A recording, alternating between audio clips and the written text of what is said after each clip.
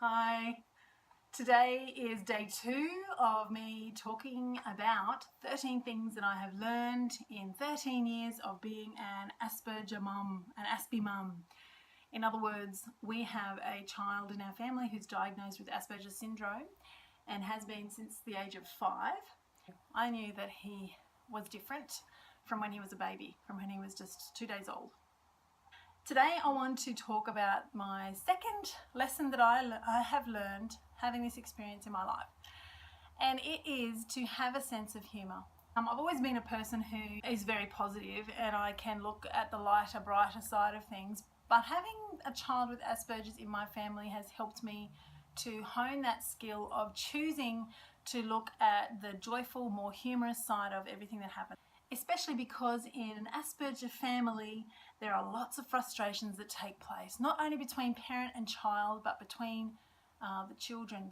The neurotypical children and the Asperger's child sometimes clash, sometimes there's misunderstanding, sometimes there's frustration, and so I have kind of made it my mission to try and teach my children to look at the funny side of situations rather than getting angry and aggressive. What I have tried to do is to verbalize why I am laughing at stuff, because with Asperger children they sometimes don't, not sometimes, they usually don't understand why you're laughing.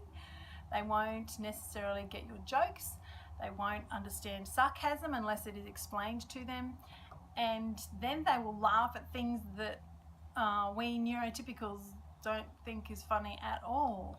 So the humour can be quite disjointed and not really in tune with the rest of the world. So what I do is, if I ever find myself laughing at a situation, because I don't want my child to think that I'm laughing at him, I usually verbalise almost step by step what has made me laugh. And when I can explain that to him clearly, then he usually will at least smile at the very least, and sometimes join in with the laughter. I find that laughter for me as the parent is a really good way to save my sanity. I think that this is transferable to everyday life as well.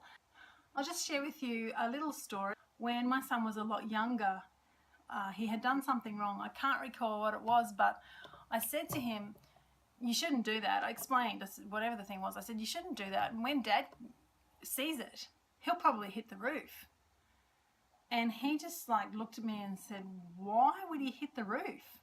And because of his literal Asperger nature, he imagined his father coming home and somehow hitting the roof, I don't know, with his hand or with some implement or something like that. So that made me laugh. I found that funny. And then he couldn't understand why I was laughing.